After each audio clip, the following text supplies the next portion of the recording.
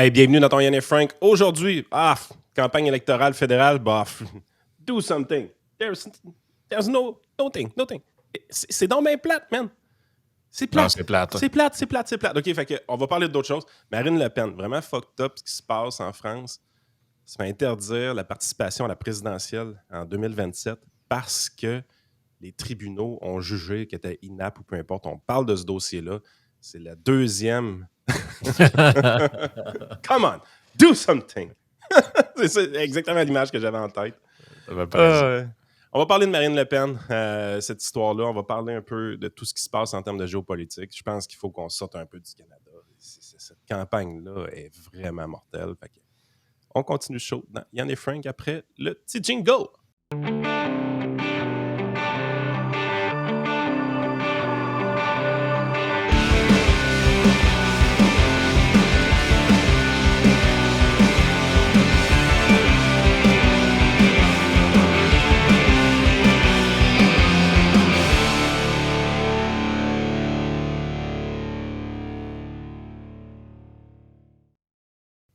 Yes, ben écoute, je commençais par, juste avant de rentrer dans tous nos sujets, parce qu'il y a pas mal tellement. Écoute, mon browser va exploser. C'est pas compliqué, là. Puis chaque jour, il s'en rajoute, puis chaque jour, on n'a pas le temps de parler de toutes les affaires qu'on veut parler. Là, on va faire nos commanditaires comme il faut aussi. Ouais, fait que je vais essayer de faire le plus que je peux dans le temps qui est le nôtre. Donc, Range Brand, merci à eux autres d'être nos fidèles commanditaires depuis longtemps maintenant, depuis quasiment le départ. Donc, utilisez votre code promo, hein, Yann10, Yann avec un I, important, vous écrivez Y avec 3 N à la fin. C'est sûr que ça marche pas. Vous risquez de tomber sur du stock louche, je vous le dis tout de suite. Ouais, c'est ça. Ça va être autre chose. Ready for Canada pour tous vos besoins en matière d'immigration. Vous l'avez vu, là, l'immigration, je pense que tout le monde qu'on recevrait pour la campagne électorale, c'est un sujet à un moment donné parce que le système d'immigration canadien a été scrappé finalement par les libéraux dans les 10 dernières années. Ça a plus l'air à déranger grand monde depuis que Carney est arrivé, mais c'est ça pareil. Donc, ce que ça fait, c'est que le fédéral désarrimé du provincial, vous avez des papiers, une place à remplir, les autres, c'est des critères différents sur un autre palier de gouvernement. Faites affaire avec du monde qui connaisse ça. Là, si vous êtes sur un permis de travail qui va peut-être expirer ou vous voulez avoir votre résidence ou en tout cas, vous êtes un entrepreneur et vous avez besoin de conseils pour vos employés. Là. Faites affaire avec eux, ils vont vous aider. Ça sert à aider le monde, là. Ça ne sert pas à nuire. Là.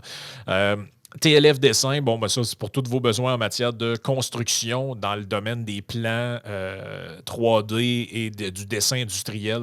Donc, si vous allez faire un tour sur leur site web, tlfdessin.com, il y a tout l'éventail des services qui sont offerts. Écoute, je rentrerai tout de suite dans Marine Le Pen. T'es-tu capable de mettre ça de même? OK, parfait. Non, l'autre devant était mieux. Parfait. De même, exact.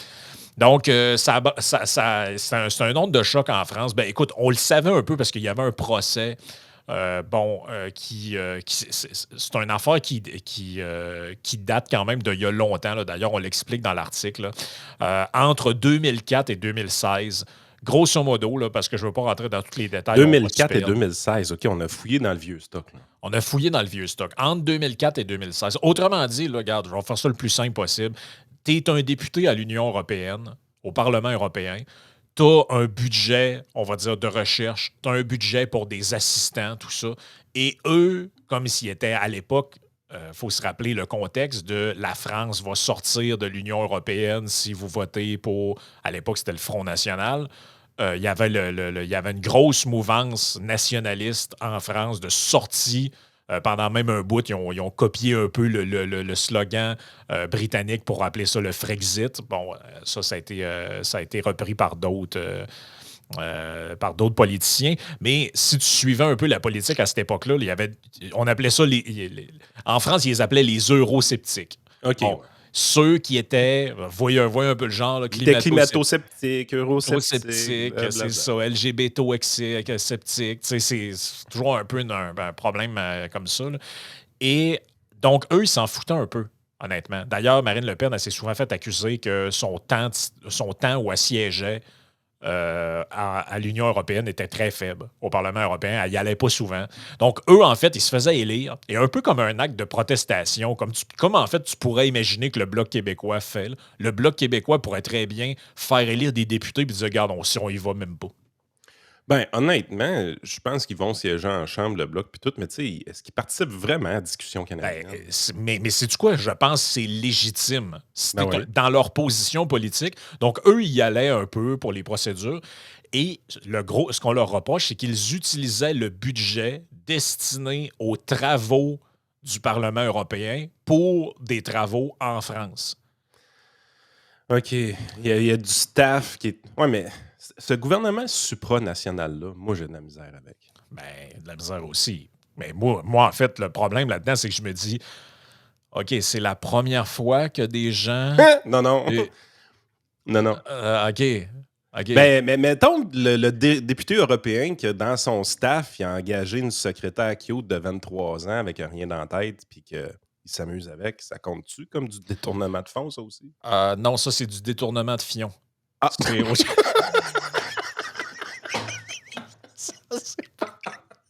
Ça, c'est.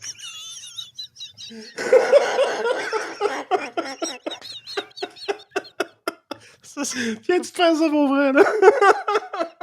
C'est pas pareil, ça. Ça, c'est différent. Mais je sais pas si c'est encadré par la loi. Mais Probablement pas. probablement pas. Donc là, on dit la juge Bénédicte de Pertuis a souligné, ça fait tellement nom de juge, c'est incroyable, hein, ça fait nom de veuve de juge. Bénédicte de Pertuis a souligné que le comportement de Le Pen constitue une atteinte grave et durable aux principes de la vie démocratique en Europe, particulièrement en France. Et là, ça, c'est saucé. Là. La peine prononcée est particulièrement lourde. Outre l'inéligibilité, mot pas facile à lire, de 5 ans, Marine Le Pen a été condamnée à 4 ans de prison, dont 2 avec sursis et 2 à purger sous bracelet électronique. Elle devra également s'acquitter d'une amende de 100 000 €, tandis que son parti écope d'une pénalité de 2 millions d'euros. Tabarouette, man, c'est donc bien sévère. Si la peine de prison et l'amende sont suspendues jusqu'à l'épuisement des recours, donc autrement dit, tant que tu peux faire appel, ils ne te mettent pas dedans, Marine Le Pen, l'inéligibilité, donc le fait qu'elle n'a pas le droit de se présenter à des élections, s'applique immédiatement via une mesure d'exécution provisoire demandée par le ministère public. Attends peu, là. Que c'est ça, man? Seule une décision favorable en appel avant l'élection pourrait permettre à Le Pen de se présenter en 2027. Parce qu'on se rappelle, là, dans 2 ans, c'est l'élection présidentielle. Emmanuel Macron ne peut pas, si je ne me trompe pas, se représenter parce que tu as le maximum de mandats. Donc là, l'affaire là-dedans, c'est que les sondages... mais c'est pas intelligent, ça. Non, c'est ça. Ah oui, c'est ça. Dans un sondage, ce qui est écrit dans l'article de Pilule Rouge, publié samedi dernier, Marine Le Pen, au premier tour de l'élection présidentielle, on parle d'un score de 37 %, soit 10 points au-dessus de sa performance au premier tour de l'élection de 2022. 37 % au premier tour, c'est énorme. Là. Dans un système où tu as... dans le système actuel où il va y avoir genre 10 candidats. Là. 15. Ce qu'ils appelle la weaponization of courts. Je veux dire, on utilise les tribunaux pour attaquer des adversaires politiques. On l'a vu avec Trump. On l'a vu en Roumanie. On le voit en France présentement. C'est pas la bonne voie, là. C'est pas la bonne voie de faire tomber un adversaire. Vous le renforcez. Peu importe qui va se présenter à la place de Le Pen, si elle peut vraiment pas se présenter, je veux dire, ce parti-là va avoir une tonne de gens qui vont voter pour eux, ne serait-ce que par protestation. Les gens sont capables de choisir. Puis, tu sais, je veux dire, admettons que tu la reconnais coupable réellement, puis qu'elle doit vraiment faire de la prison, puis peu importe, là. Tant qu'elle a des recours puis des appels, t'as pas d'affaire à appliquer ta peine. Là. Ben non. Là, tu lui interdis de se présenter à la présidentielle. Immédiatement, même si elle a les droits d'appel, ça fonctionne pas, ça. Là, c'est parce qu'on est des démocraties libérales. Tu sais, c'est pas l'Éthiopie, la France. Là. Ben non, puis... C'est pas la Libye, là. Je comprends la fameuse phrase de Biden, là. There's no king in America, nobody is above the law. Bon, fallait rajouter except my son, là. Mais c'est le petit détail qu'il avait oublié de nous dire. Je comprends cette idée-là. Je la comprends. Mais tu peux pas prendre quelqu'un qui est en tête des intentions de vote puis qui les gens ont choisi démocratiquement pour être élu et instrumentaliser une affaire comme ça pour dire, regarde, tu t'en vas en prison puis tu n'auras pas le droit de te représenter. Je pense que c'est qu'elle soit condamnée, dans le sens que si ce qu'elle a fait, c'est illégal, visiblement, ça l'est. Moi, j'ai pas de problème à ce qu'on dise, regarde, ton parti nous doit 3 millions d'euros, tu dois rembourser les sommes, puis je sais pas, moi, Chris, il y a quelque chose à faire de ça, puis tu vas avoir... T'as quelque chose dans ton dossier judiciaire. Là. Je comprends ce bout-là. Mais là, le bracelet électronique, je veux dire, elle n'a pas agressé personne. Là. Je veux dire, c'est pas du trafic humain, ciboire. Là. Ils ont pris des staffers puis ils les ont fait. Tu sais, autrement dit, ce qu'ils ont fait, là, c'est que. Tout le monde fait ça, man. Mais je le sais que tout le monde fait ça. Moi, ça. C'est ça qui me fait le cul un peu aussi. C'est que dans une société surréglementée, tu utilises la loi de manière discrétionnaire. Les trucs que Marine Le Pen a fait, tous les politiciens font ça. Vous le voyez même, les politiciens provinciaux, au Québec, au Canada. Ah, on arrive dans le temps d'élection. Soudainement, là, le staff politique devient des candidats poteaux dans le fond de la BTB. On s'en va poser des pancartes. Ah, on fait ça sur du temps bénévole. Ben oui. Du temps bénévole. Hey, niaisez-moi donc. Une poignée dans le dos. Donc, les réactions, évidemment, Jordan Bardella, le président du ARN, puis pas mal numéro 2 / numéro 1 si elle est déclarée inéligible. Je pense qu'il est même un petit peu plus apprécié que Le Pen, lui, en plus. Ben, il porte pas son nom, fait que c'est sûr qu'il y a peut-être un stigmate de moins, là, considérant l'historique. Mais il écrit « Aujourd'hui, ce n'est pas seulement Marine Le Pen qui est injustement condamnée, c'est la démocratie française qui est exécutée. » Éric Ciotti, lui, président de l'UDR, a dit « La France est-elle encore une démocratie? » À l'international, le premier ministre hongrois Orbán a affiché son soutien en publiant « Je suis Marine » sur les réseaux sociaux. Poutine est embarqué là-dedans en faisant un peu de trolling, évidemment. À gauche, les réactions sont plus nuancées. Fabien Roussel, du Parti communiste, a expliqué... Oui, parce qu'il y a un Parti communiste en France bien établi. C'est ça, un Parti communiste, c'est bien correct, mais Marine Le Pen, c'est pas correct. Non, c'est ça. A estimé que la justice est la justice. Selon que vous serez puissant ou misérable, elle doit être la même pour tous. Bon, finalement, il n'a pas dit grand-chose. Manuel Bompard, coordinateur national de la France insoumise, a déclaré prendre acte de la décision, ajoutant que les faits qui sont déclarés avérés sont particulièrement graves. Ils contredisent entièrement le slogan « Tête haute et main propre » sur lequel le parti a longtemps cherché à prospérer. Jean-Luc Mélenchon, lui, a adopté une position plus mesurée, jugeant que la décision de destituer un élu devrait revenir au peuple. Ben oui, là-dessus, Mélenchon, il a raison. Empêcher quelqu'un... Le peuple est souverain, là, en démocratie. Et tu devrais pas... Regarde, si quelqu'un a commis des crimes puis se présente aux élections, c'est aux électeurs de dire « Non, t'es pas crédible, man. On te veut pas. » C'est pas à des magistrats ou à une cour de... ça sort de où, cette affaire-là? C'est que tu dis...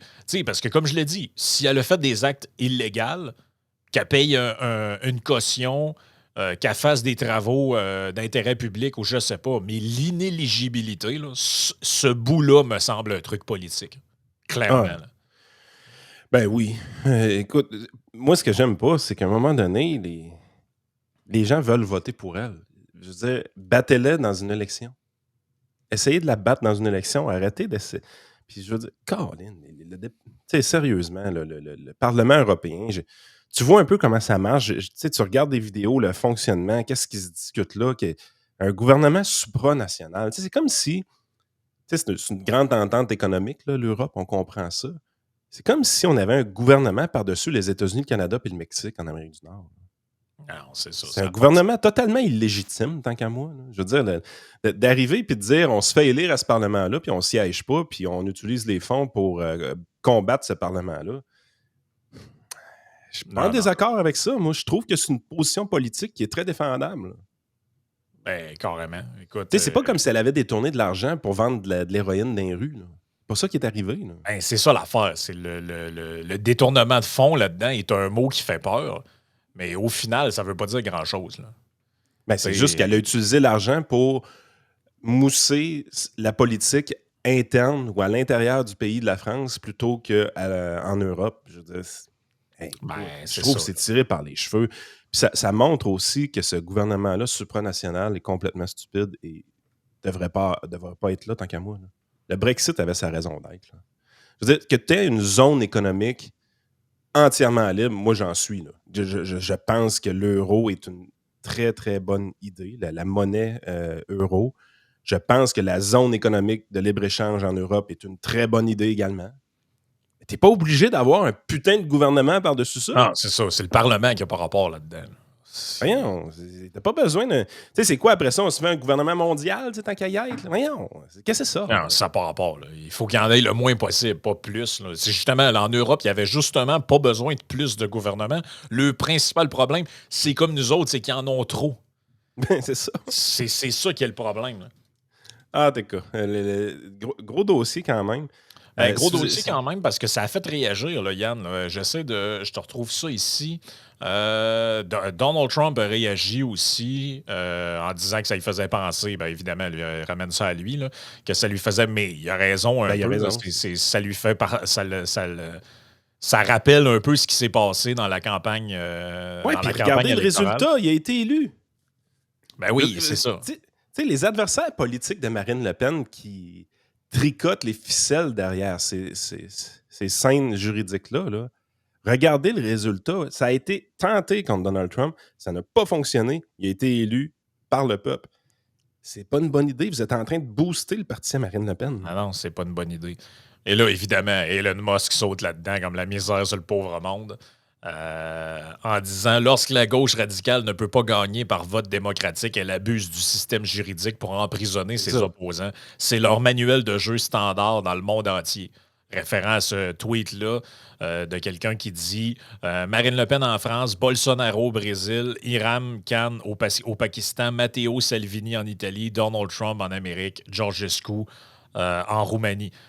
C'est sûr que il y a comme un peu un point en commun, là, c'est qu'il n'y a pas beaucoup de leaders de gauche là-dedans. Là. C'est ça. C'est sûr que ça fait louche là, quand tu te dis. Parce que l'autre affaire, c'est comme le rappelait, je pense que c'est hier, Stéphane Bureau que j'entendais parler de ça, il disait l'accusation qu'a eu Le Pen, d'autres partis ont été inquiétés pour ça et ont dû rembourser des fonds, dont le Modem, qui est le parti de François Bayrou, l'actuel premier ministre de France.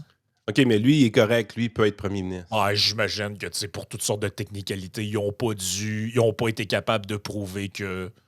Ouais, c'est ça.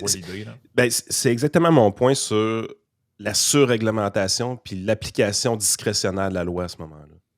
Si tu arrives puis tu mets des lois et des règlements qui sont appliqués équitablement envers tous, tu te dis cette loi-là est probablement bien faite. Tu sais, on peut débattre sur est-ce que c'est éthique, est-ce que c'est moral, est-ce que c'est légal, peu importe. Mais si elle est bien appliquée, tout est correct. Ah oui. Le problème qu'on a dans nos sociétés, c'est qu'on est tellement surréglementé, la plupart des règlements qui existent ne sont pas appliqués. Puis ça, parler à toutes sortes de professionnels avec leur organisme professionnel, parler juste sur la route. Juste sur la route. C'est écrit 100 km/h sur la pancarte. Si tu roules à 100 km/h sur l'autoroute, tu te fais pousser dans le cul. Parce que ça serait à peu près 118, 120, 122 personnes, c'est euros. Mais on sait que dans cette zone-là, tu te fais pas trop arrêter, puis là, puis... Mais je veux dire, pourquoi on met pas les affaires claires puis on n'applique pas les règlements comme du monde à la lettre, selon ce que ça devrait être? Mais 130, c'est la pancarte, puis à 132, donne l'étiquette. Non. Ben, ça serait fair, ce serait compréhensible, ce serait facile pour la population de le voir, puis tout le monde aurait l'impression d'avoir un sentiment de justice.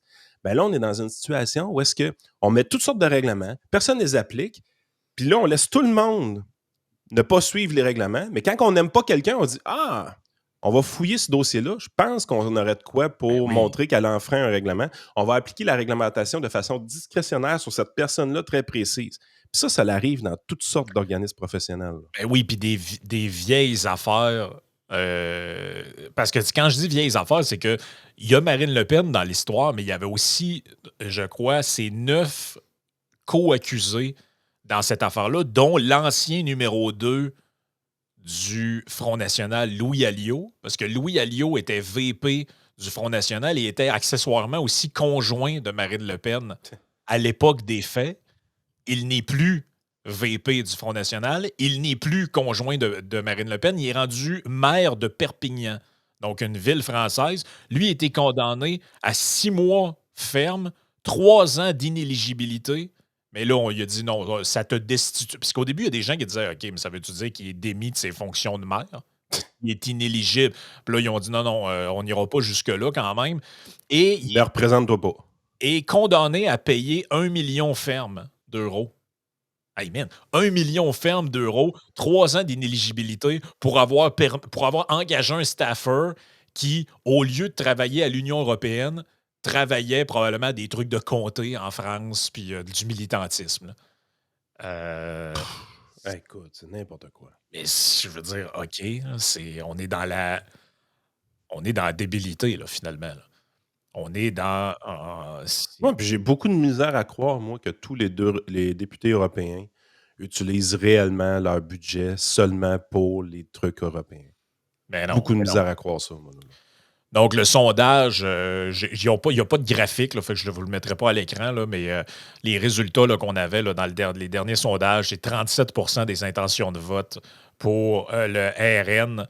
On dit qu'elle rejoindrait, dans l'histoire récente, François Mitterrand et Nicolas Sarkozy au club restreint des candidats au premier tour à avoir plus de 30%. Plus de 30% au premier tour, là. Il y a Mitterrand qui a eu 34 en 88 et Sarkozy 31 en 2007. Elle aurait 37.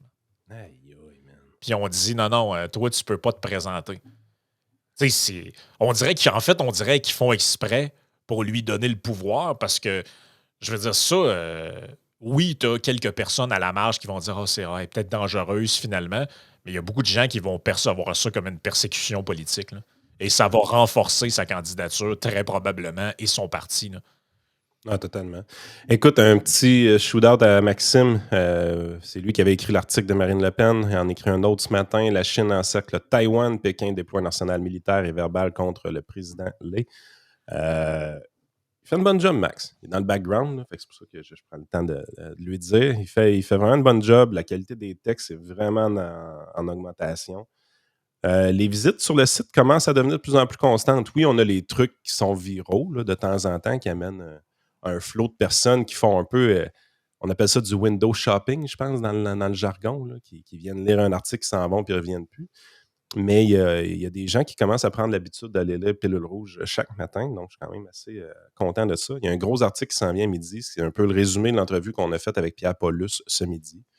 Hier, dans le fond. J'ai parlé à une couple de personnes depuis l'entrevue hier. Sérieux, Frank, je vais te le dire, puis c'est beaucoup grâce à toi, là, cette affaire-là, mais j'aime vraiment la traque qu'on a pris au niveau de l'entrevue politique. On reproche depuis très longtemps aux médias traditionnels de ne pas parler de politique publique, de ne pas parler de choses de fond, d'être tout le temps dans des astis d'anecdotes niaiseuses. Mais je veux dire, tu peux faire ce reproche-là, mais quand tu as l'opportunité éventuellement, toi, de faire autre chose, il faut que tu la saisisses, il faut que tu fasses autre chose. On a choisi de se concentrer au niveau des idées dans une campagne électorale avec des candidats politiques. On l'a fait avec Maxime Bernier, on l'a fait avec Pierre Paulus, des conservateurs. On aimerait beaucoup le faire avec les 3 autres partis, by the way. À un moment donné, moi, le fait que tu ne parles qu'aux médias traditionnels dans la campagne électorale, je le comprends pas. Là. En 2025, pour vrai, là, je le comprends pas. Moi, je suis persuadé, si Yves-François Blanchette retrouverait sa paire de couilles et viendrait s'asseoir le cul dans notre entrevue, là, ça ferait 30 000 vues sur Facebook, cette affaire-là, puis sur YouTube, puis tout ça. Puis, savez-vous quoi? Ça serait aussi respectueux que les autres. Hein. Tu sais, je veux dire, à un moment donné, là, allez pas penser qu'on ne sait pas vivre avec le monde. Nous autres, ce qui nous intéresse beaucoup, c'est les idées. Ah oui. Puis oui, on a des questions pour les gens du Bloc, par exemple. Puis oui, on a des questions pour les gens des Verts, puis même des libéraux. Moi, je comprends pas qu'un Joël Lightbound ne veuille pas venir dans notre show. C'est un gars qui est apprécié par notre équipe, Joël Lightbound. Tu sais, je veux dire, si les libéraux ont à déployer quelqu'un pour envoyer dans un podcast comme le nôtre... c'est un meilleur ambassadeur que Stephen Guilbeault. Là. Ben oui, puis ils veulent parler d'idées politiques, puis vers où ils s'en vont, puis venir expliquer c'est quoi les politiques veulent mettre de l'avant. On est la place pour le faire, puis un gars comme Joel Lightbound scorerait facilement avec notre auditoire. Les gens l'apprécient. Le NPD, ben, si Jack Mead il se sent pas à l'aise en français, il peut nous envoyer son livre, Boulris. Puis j'ai même invité le Parti vert. Sais-tu quoi? On peut même inviter aussi le PCC. Parce qu'il y a le Parti conservateur du Canada, mais il y a un autre PCC? Ben oui, il y a le Parti communiste du Canada. Ah ouais, on a ça pour vrai? Oui, d'ailleurs, ils ont donné une conférence de presse, petit thumbs up à Guillaume de Rebel News qui a sorti ça. C'est quand même, c'est pas piqué des verres, il faut le dire. Là. J'ai ça ici, là. Moi je pense que ça les sigles politiques, ça commence à s'en venir compliqué. Là. PCC, PPC, PCC. T'es là, tabarouette. Okay. Ouais, c'est ça. Au moins, NPD, ils ont réussi à trouver de quoi. Là. Mais ouais, donc ça va comme suit. C'est le porte-parole, je crois. Je ne sais pas c'est qui ce monsieur-là, mais c'est le porte-parole du Parti communiste du Canada. Si les menaces de tarifs douaniers et d'annexion de Donald Trump constituent une des plus grandes ingérences étrangères jamais observées dans une élection canadienne, elles révèlent également la vacuité et la violence de l'impérialisme états-unien qui n'a d'autre marge de manœuvre que la guerre et l'érosion de nos droits syndicaux et démocratiques. Le chef des conservateurs, Pierre Poilievre, est l'homme de paille de Donald Trump, un populiste de droite dont le parti s'est associé à des groupes religieux et réactionnaires. Le NPD a rarement critiqué les politiques du gouvernement libéral depuis 2021, tandis qu'il s'est rallié à ceux qui criminalisaient toute critique du génocide israélien, même au sein de ses propres rangs. Le Parti vert, comme tous les partis ci-dessous, appuie l'OTAN, les dépenses militaires et refuse de s'attaquer au pouvoir des monopoles. Au lieu de voter pour le moindre mal, les électeurs des circonscriptions se présenteront des communistes, pourront voter pour des candidats qui défendent leurs intérêts. Ils pourront voter pour des politiques populaires qui incluent une rupture avec les accords de libre-échange avec les États-Unis au profit d'une politique commerciale mutuellement avantageuse. Ils pourront voter pour... Regarde un peu qu'est-ce que ça veut dire, ça. Lui, il commence son intervention en disant « Hey, Donald Trump, son attaque contre le Canada », puis 1 minute 4 secondes plus tard, « Ouais, nous autres, on va en finir avec le libre. » Mais c'est pas ça que tu... Ouais, tu dis « J'en finis avec le libre-échange pour remplacer ça par une entente mutuellement avantageuse. » Je comprends pas, là. Ouais, c'est ça. Je comprends pas. C'est parce que l'antidote au libre-échange dans la position d'un communiste, c'est le protectionnisme. C'est genre, tu dis, on les veut plus, tes bébelles, puis je sais que tu n'achèteras plus nos bébelles. Exact. La création d'un État palestinien et la fin du génocide aussi vain que macabre, le retrait de l'OTAN permettrait de libérer un paiement annuel de 61 milliards de dollars, soit 2% du PIB tel que l'exige l'Alliance. Réduire le budget militaire actuel de 75%, qui est une de nos politiques phares, permettrait d'économiser encore plus. Attends, tu crois ça, toi, les communistes qui disent ça? Qui ont le potentiel d'attirer un maximum d'employés, de salariés et... Comment tu dis? Est-ce que tu crois ça, un communiste, toi, qui te dit qu'il veut réduire le budget militaire de 75%? Non. C'est quand c'est arrivé dans l'histoire de l'humanité, ça? Peut-être dans un premier temps, mais ils vont avoir besoin de l'armée pour embrigader le monde dans leurs affaires. Là. Non, mais tu sais, c'est parce qu'un parti communiste, historiquement, c'est très autoritaire. Là. D'habitude, tu as besoin d'avoir l'armée de ton bord. Là. OK. Mais c'est quoi qu'il est en train de faire? Là? Il essaie d'équilibrer le budget, tu penses? Je sais pas. OK. Et de travailleurs dans la lutte pour le socialisme. Mais ce sont elles qui, également, font tressaillir les populistes et les réactionnaires. Ils font donc de l'adéquation entre fascisme et communisme leur apophthegme politique dans un but de décourager la jeunesse et la classe ouvrière et l'ensemble des masses populaires en quête d'un autre avenir, d'un avenir meilleur. Ils cherchent à les décourager de jeter leurs forces vives dans la bataille pour un monde nouveau et les aiguiller vers les forces politiques les plus réactionnaires, dont le Parti conservateur et l'extrême droite. Cette adéquation fait partie de l'offensive idéologique de la classe dirigeante qui mène à des résultats éminemment dangereux, tels qu'attestés lors des récentes élections aux États-Unis, tout comme l'alarmante et inquiétante montée du fascisme à travers le monde, y compris en Europe, en Amérique latine et même en Asie. Et sur le bord de bras. Ainsi, l'élection de communistes au sein d'un bloc progressiste lors de la prochaine législature marquerait une différence fondamentale dans les luttes à suivre une fois les comices complétés. Telle serait la meilleure issue à cette campagne électorale si importante. En vous remerciant, nous vous convions donc à la discussion.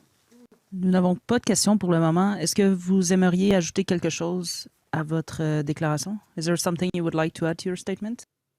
Elle a-tu vraiment un melon d'eau sur son chose? Hein? Oui, un melon d'eau, ça. Ben voyons! Je l'ai pas vu. C'est parce que c'est un running gag, les melons d'eau, là, les affaires de communistes pis tout. C'est pas vrai, là? Ben écoute, c'est peut-être du trolling, là, je sais pas, là, mais visiblement, je comprends pas pourquoi les journalistes avaient aucune question. Moi, j'en aurais eu. Mais bref, c'est ça. Donc, tous les gens sont bienvenus sur notre. Moi, je serais très curieux d'entendre c'est quoi le programme là, de ces gens-là. Là. Ouais, c'est correct. Quand même assez saucé, merci. Partie marginale, je pense qu'on vient de voir plus ce gars-là au Québec que Jack Metzing. Ben, puis il a émis plus d'idées là-dedans que ce que j'ai entendu de la part de Mark Carney. Fait que c'est quand même, là, hier, ils ont eu quand même toute une journée là, en nous présentant leur programme Bâtir Maison Canada. Je ne sais pas si tu l'as vu, ça, c'est assez spécifique. C'est passé là, sérieusement. Ben, c'est qu'ils ont probablement utilisé encore Google Translate pour... Tu sais, je veux dire, il y a des francophones dans ce parti-là, Mélanie Joly, Stephen Guilbeault, il n'y a pas personne qui parle en français. Hier, ils ont sorti un truc qui s'appelle Build Home Canada. Et là, ils avaient traduit le truc Bâtir Maison Canada. Ben voyons. Et là, ils ont changé le nom en douce et ça va s'appeler seulement Maison Canada. C'est ça. Le panier bleu des maisons. Déjà mieux. Ouais, c'est déjà mieux. Là. Mais je ne sais pas. Là, on dirait que ça a été traduit. Tu sais, là, quand tu achetais des meubles dans le temps, tu avais le manuel là, qui était. Tu sais, c'est genre le truc en français, mais français qui a été fait par un Chinois. Là. Fait que c'est Vissade, la tourne-roune. Puis là, t'es là, Chris, c'est quoi ça? C'est en quelle langue, cette affaire-là? Mais c'est un peu ça. Donc, ils ont annoncé ça hier. Là, c'est leur grosse annonce en ce moment. Là. Hey, même le tweet de Boc-Côté s'est ramassé dans le National Post. Là. C'est quand même un moment historique. Là. C'est un moment historique, les amis. Là. Donc, ça, c'est l'article en question. Liberal quietly changed French name of housing program after online roasting. The grammatically incorrect Bâtir Maison Canada suddenly became Maison Canada, hour after it was first announced. Et là, il regarde. Là, on voit Carney. Mais regarde la capture d'écran. OK, l'affaire de E.T., c'est Boc-Côté qui a décollé ça. Oui, c'est Boc-Côté qui a décollé ça. Avec... OK, c'est très bon. C'est très bon. J'aime bon. J'aime le clin d'œil. C'est très, très bon. Là, donc, c'est ce qui a été... Donc là, tout le monde a réagi hier. C'est extrêmement... En fait, c'est ça qui est fascinant de cette campagne-là, c'est que c'est mauvais de chez mauvais de chez mauvais. Les annonces sont mauvaises, les réactions sont mauvaises et c'est Teflon. Pour l'instant, Mark Carney est en Teflon. Il a bien beau envoyer chier des journalistes, refuser des débats, envoyer chier les Québécois, il l'aime pareil. Écoute, il n'y a rien à faire. Les gens disent un tel devrait faire ci, l'autre devrait faire ça, puis lui, il n'est pas assez ci, lui, il n'est pas assez ça. Ils ont un mauvais candidat présentement comme adversaire et cet adversaire-là n'arrête pas de monter. Ça, évidemment, les chiffres que vous voyez à l'écran, ce n'est pas des sondages, c'est des probabilités de gain. On le répète toujours avec Polymarket. Je veux dire, les conservateurs, il y a un mois, étaient à 75% de chances de gagner. Là, présentement, ils sont à 36%. Première des choses, vous regardez ce graphique-là, vous avez 36% de chances de gagner. Les gens qui sont en train de dire que c'est perdu, cette élection-là, pouvez-vous prendre une puff un peu? C'est pas 4% de chance de gagner, là, c'est 36%. Là. Ben oui. Tu as une chance sur 3 de gagner. C'est pas la fin du monde. T'es-tu déjà en train d'abandonner et de vouloir lyncher ton chef publiquement? Là? Je veux dire, l'attitude des gens de droite me fait halluciner, moi, dans cette élection-là. Non, mais ça revient à ce qu'on a dit souvent, le défaitisme inhérent. Mais tu sais, on va en parler dans quelques instants dans la partie Patreon. Je veux dire, il y a quand même un candidat libéral qui a sous-entendu que son opposant conservateur devrait se faire livrer au gouvernement chinois pour être exécuté.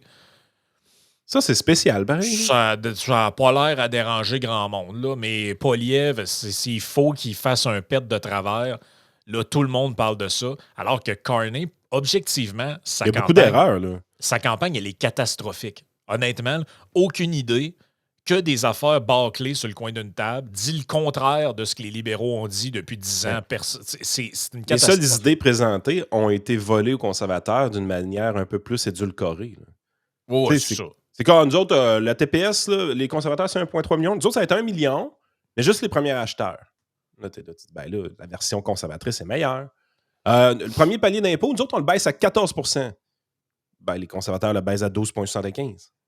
Ouais, c'est quoi ça, un premier acheteur au juste? Hein? Parce que, mettons que moi, là, j'ai une maison, puis... la définition, Frank, devrait se ressembler à celle du RAP et celle du CELIAP, qui a une définition de premier acheteur à l'intérieur. Il y a plusieurs critères. Tu ne dois pas avoir été propriétaire dans les 5 dernières années et ton conjointe ne doit pas avoir été propriétaire dans les 5 dernières années lors de l'achat de la propriété. Fait que c'est pas vraiment un vrai... Parce que mettons que toi, mettons que demain matin, là, je claque des doigts puis t'es rendu avec une nouvelle blonde, jamais eu de maison. Elle était en appartement avant. Vous achetez ensemble. Elle, techniquement, c'en est une. Premier acheteur, non, ça compte pas. Ouais. C'est un arnaque, ça, là. Ouais, mais tu sais, puis là, il y a toutes sortes de crosses là-dedans. C'est pour ça, des fois, ça vient même compliqué là, quand on a à checker ça pour les clients, parce que, là, si tu arrives, tu achètes avec quelqu'un, mais tu n'étais pas conjoint de fait avec, mettons que vous avez vos deux adresses séparées, là, tu viens pas contaminer le sien, fait que là, tu n'es techniquement pas son conjoint de fait, fait que là, elle a le droit de rapper, puis écoute, c'est un shit show, là, vraiment, là. Tout est compliqué dans ces affaires-là. Ah oui, Parce que justement, les politiciens veulent tout le temps mettre une petite nuance, puis là, il ne faudrait pas que les riches puissent en profiter, puis il ne faudrait pas que cet argent-là serve pour investir à l'étranger. Vous l'avez vu un peu dans notre vie avec Paulus hier, je fais une petite nuance à un moment donné, de dire le CELI que vous augmentez, c'est vraiment une bonne idée. Êtes-vous vraiment obligé de créer un nouveau régime où je vais juste mettre des actions canadiennes dedans? De toute façon, si j'ai à faire ça, moi, comme conseiller, aller vendre des actions canadiennes dans son REER pour compenser le fait que je suis obligé de mettre des actions canadiennes là-dedans. Tu n'auras pas plus d'investissement au Canada. Là. Non. Et il y a toujours un peu de signaling nationaliste au travers de ça. Dans toutes les astis d'élection, tu as une petite... faut saupoudrer un peu de poil de caribou là-dedans. Là. Que tu sois Canadien ou Québécois. Là, là c'était du poil de castor. Ouais, un poil de castor. Là, il y a une soupçon de poil de castor dans cette affaire-là. Les péquistes, ils fuck tout le temps le chien. Puis les péquistes, il n'y en a pas rien qu'au Québec. Donald Trump, là, présentement, là, il est en train de crisser la marde aux États-Unis parce que c'est le volet péquiste de la gang qui sont en train de mettre la marde. C'est pas Elon Musk et son Doge qui fout le bordel. Là. C'est les péquistes protectionnistes qui foutent la marde. Là. On y va. On y va parce que c'est un autre sujet qui mérite d'être jasé. Donc, suivez-nous, abonnez-vous au Patreon à partir de 3$ par mois. Vous avez une période d'essai.